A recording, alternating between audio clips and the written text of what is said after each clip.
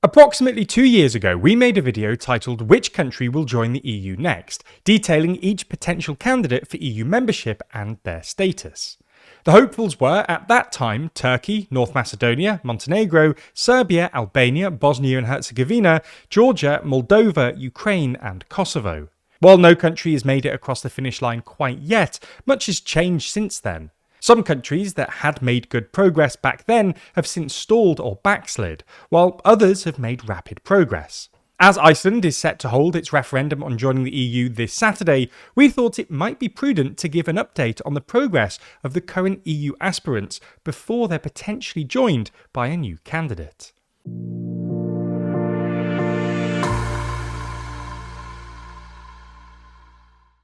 Europe is working towards an ever closer union, but member nations still have the right to veto decisions they don't like. Our new issue of the Too Long magazine has a multi-page explainer about why the EU's veto system could be holding it back. That's just one of the articles in our longest issue ever. Subscribe to get your copy by clicking the link in the description. Let's start with a brief recap on how the EU accession process works. It all begins when a country formally submits their application to the Council of the European Union, upon which the Commission prepares an opinion, or avis, which is then voted on by the Council. Should the entire Council unanimously agree, the applicant officially becomes a candidate. But candidates must then complete 33 negotiating chapters of the so-called acquis communautaire, split into the 6 different clusters. This is pretty tedious work, particularly since each EU member has to unanimously agree to close a negotiating chapter, which can drag the process out for years. Once all chapters are closed, an accession treaty is drafted and must be ratified by all members. When that final step has been completed, the candidate is officially promoted to member, which happened most recently in 2013 when Croatia joined. Although these processes can be messy, to put it lightly, there is, thankfully, the EPIC Integration Readiness Index, which quantifies a candidate's readiness to join the EU into a number between 0 and 10.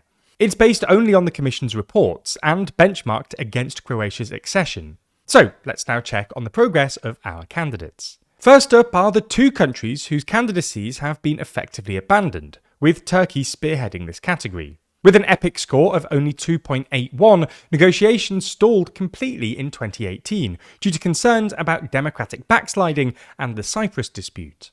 President Erdogan also stated that joining the EU is no longer a priority for Turkey earlier this year. There's Georgia, which has a score of 3.26. The likelihood of them joining any time in the near future is negligible at this point. After being approved, Georgia's application was suspended by the ruling party after only a year and experienced significant democratic backsliding, leading the European Parliament in 2026 to declare Georgia a candidate in name only. Then there's those whose negotiations have stalled but still have ambitions to join. Kosovo, despite its efforts, is still not officially accepted as a candidate since 5 member countries in the EU do not recognise Kosovo's independence. Nothing indicates this will change anytime soon, but if it would, they're estimating to have a score of 3.66. Nonetheless, Kosovo remains hopeful to join one day. Bosnia and Herzegovina's position has significantly weakened on the other hand. 2 years ago, the candidate country had a score of 4.14, which collapsed to just 2.9 over the course of just 1 year. It comes down to an unwillingness for judiciary reforms, political paralysis, and the lack of a chief negotiator, which is required to move talks forward. Next is North Macedonia, which has essentially stalled with a score of 5.5. While some progress has been made, North Macedonia has been unable to open any negotiating chapters, as the country has been vetoed by Bulgaria, which demands that it constitutionally recognise Bulgarians as a minority. North Macedonia is unwilling to budge on this issue. Serbia also remains stuck, with a score of 5.5, where judicial independence, corruption, President Vucic's Russia-friendly foreign policy, and Kosovo remain sensitive subjects, resulting in 8 members stalwartly blocking any further chapters from being opened.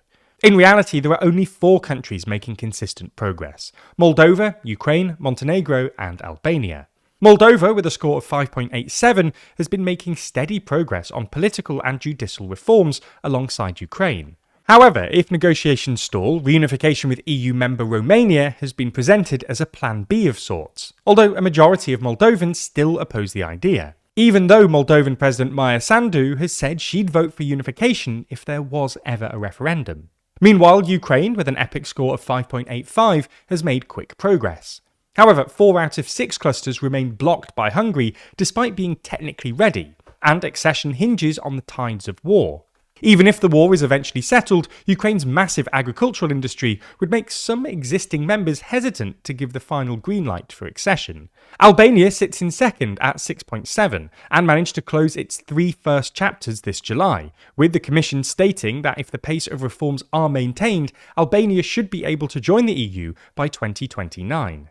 Then there's the undisputed leader, Montenegro, at 6.8, which approved constitutional amendments in order to combat political corruption over the weekend, has already closed 18 chapters, and is the only candidate to have been able to open all 33 negotiable chapters. So, who will be the EU's next member? By all accounts, it would seem that Montenegro is the frontrunner. That was the conclusion of our video 2 years ago, and little has changed in that regard. But if there's anything we've learned, it's that joining the EU is no easy task. Yet, despite this, there are still those who are interested in taking on the challenge. This Saturday, Iceland is holding its long-awaited EU referendum. Polls and betting markets alike put the outcome too close to call, with polls suggesting a slight edge for the yes side. However, fishing rights are expected to become a big sticking point. Many fear that handing over the right to set fishing quotas to Brussels could damage their livelihoods. While Iceland may look like a natural shoo-in, there's plenty of opportunity to stall, and the already thin optimism could wane quickly if talks go on for too long. Then there's Armenia, which affirmed its intentions to apply for EU membership just a few days ago. This comes amidst growing frustration with Russia, whose war with Ukraine has rendered it unable to respond to its security commitments towards Armenia against Azerbaijan aggression. Whether these two countries will join the ranks of the other EU membership hopefuls or not remains to be seen. What is clear, however, is that the divide between those who are striving for EU membership and those who have given up is larger than it has ever been, while the bar of entry has never been higher. Now, with a story like this, it takes us a lot of time and research to make sure we're getting all the correct and up-to-date information possible. But in today's world, it feels like 99% of websites demand your email address just to simply visit the page to learn more. Normally, we'd be tempted to just put in our email so we can get to the information quicker, but now we know better than that. And that's because of Proton Mail. Say we had put our email in, where does it actually go? Chances are our information will now be sold online to anyone who wants it, and our email inboxes are suddenly cluttered with a bunch of spam we definitely never asked for. Thankfully, Proton Mail offers a wide range of features to keep you safe and stop this from happening. From preventing dangerous phishing attacks with their FishGuard protection feature to protecting your identity by alerting you if your email has been sold to the dark web, Proton Mail has it all. They even offer unlimited email aliases to get around those pesky websites that demand your information. That means no ads, no tracking, and no profiling, which feels harder than ever to avoid today. Making the switch doesn't have to be hard, as Proton Mail's Easy Switch tool lets you move your emails and contacts from your current provider in just a few steps. You can even connect your Gmail account and receive and send messages from it directly in Proton Mail, while you transfer everything over at your own pace. And if migrating all your emails sounds a bit overwhelming right now, you can easily create an account today and just use both, one for those spam emails and one for the important emails you actually need to see. So start using Proton Mail for free by using our link at proton.me/TLDR, and you'll be one step closer to a fully protected online experience free of data exploitation.